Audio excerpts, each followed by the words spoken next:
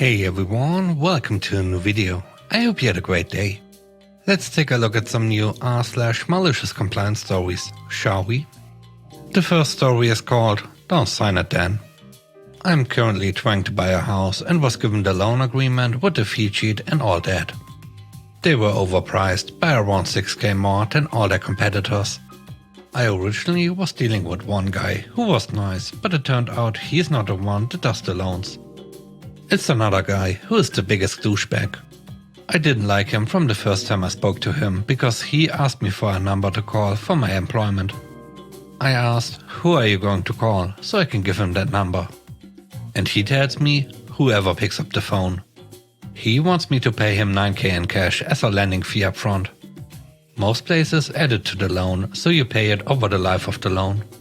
And it only adds about $20 to your monthly payment. This makes a lot more sense than having to pay this one guy 9k cash plus another 11k to his company for paperwork and stuff.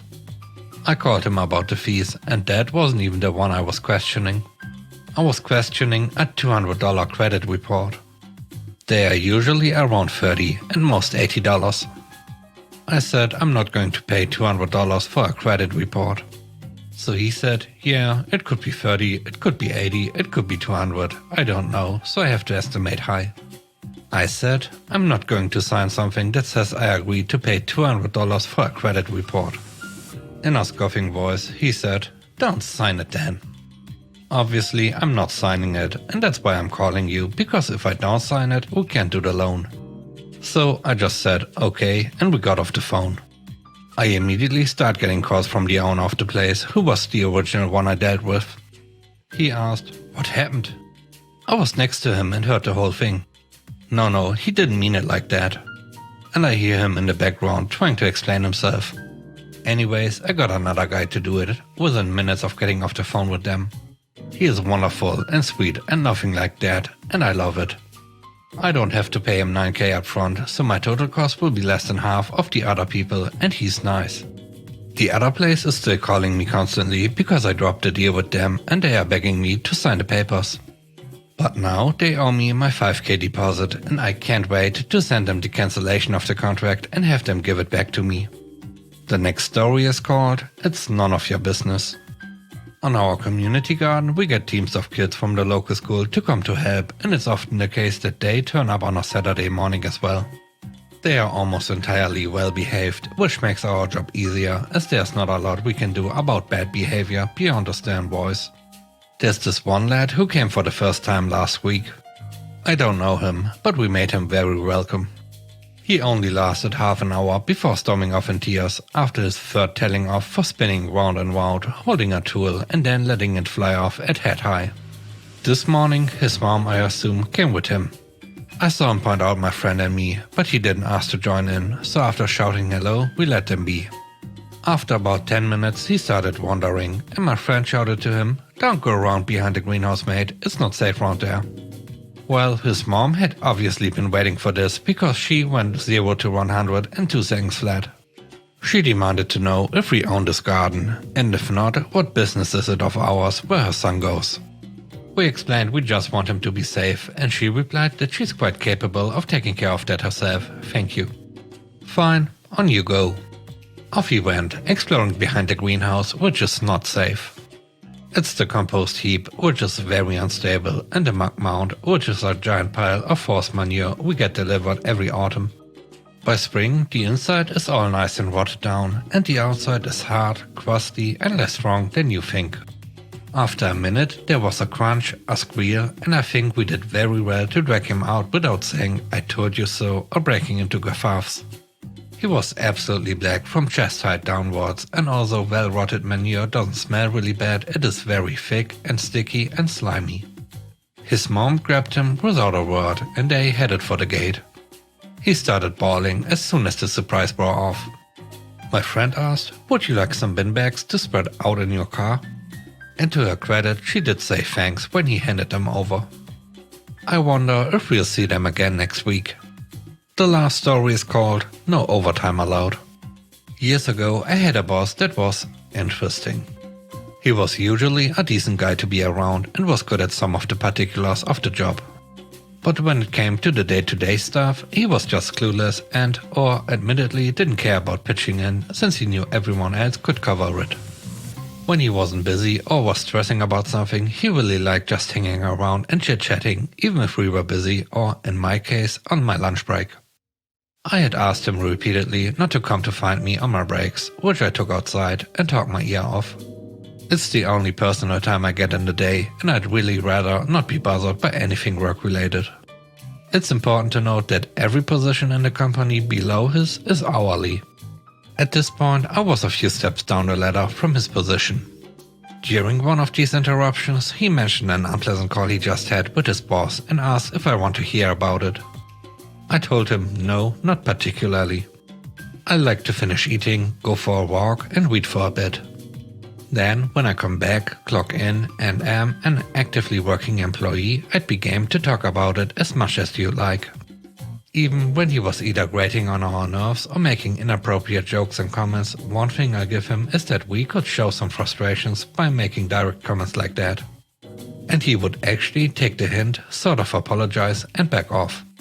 By the time I came back from my break, he'd gathered all the FT staff and made a show of how I made them rate. Then he goes on a tirade about overtime and how we are not to get a minute of it going forward. This is immediately after his demand that we all work open to close for the last 2 weeks during our busy season, which is roughly 12 to 13 hour days. It was exhausting, but I relied on that overtime for years. We have multiple busy seasons a year to put into savings as the pay otherwise was okayish. He also routinely asked me to stay a bit past my scheduled time to help with things. So I'm already thinking this could mean I'll be able to make up the potential overtime by leaving early on Fridays. Cue malicious compliance. Going forward, I start ending my lunch breaks, usually an hour, the moment either he or anyone else finds me for a work-related question. I'll walk back inside, clock in, and then discuss whatever they'd like. I would then say I'm taking my paid break to go finish my food and take a shorter walk. And I wouldn't clock back out again to finish the extra unpaid hour break since it was interrupted. This was an HR violation which I documented. I'd always stay after my shift was supposed to end if he or anyone else needed a hand. And I was good friends with the delivery folks on our route. They would start coming later and later to do our pickups to help me pad out my time and claim traffic was getting so bad in the area. They all thought he was a jerk anyway, and I was ostensibly put in charge of deliveries and pickups for some reason. By Thursday evening, I had a look at my timesheet and calculated when I needed to leave the following day to avoid any overtime. I did this to make sure that everyone was aware of it, so there would be no surprises. Of course, they were always surprised when I'd abruptly end a conversation or stop helping a customer and just pack up and walk out the door. It got to the point where I showed up at 7. I was the opening manager, this is retail, no one else would show up until 8:30 or 9 and then I'd be leaving around 10 AM. Eventually I stopped coming in on most Fridays at all and told the boss he would have to open as I wasn't willing to come in for literally 1 hour before leaving again. And as I'm well beyond meeting what I need to do to keep FT status, I just lose that hour or stay extra late the night before if need be to hit 40 on the dot. It got to a point where he initiated a conversation involving HR on my leaving so early on days where they need me, and how I was abusing the system. When the HR rep said this was a fairly serious allegation, they asked what I had to say in response. So I pulled out my notebook with my daily breakdowns. It showed what I actively did during chunks of time, including timestamps for beginning and end. It also showed the interrupted lunch breaks and the content of the interruption. And extra projects put on me and how that extended my day. They looked it over for a few minutes before sighing, handing it back and telling me I could go. Ironically, right after the meeting ended, I had to rush to go clock out or I would have been on overtime. That Monday, my boss tries to play it off like I got away with it once, but don't try it again. But he is very cautious regarding asking for help for things that are his direct responsibility anyway. And he only came out one further time to talk to me on lunch before seeing my notebook next to me and sheepishly walking away. The overtime ruling came and went for years. So I'd either keep mysteriously racking up extra time to leave early, delayed pickups for our shipments, or would work open to close of my own choosing when they randomly decided they didn't care about overtime for a few months. Either way, I was never bothered regarding how I fluctuated with my schedule again. Thanks for watching the video. I hope you enjoyed it. If you did, please consider subscribing to the channel for more content. And please don't forget to leave a like, it really helps the channel. I hope you have a great day. Bye bye.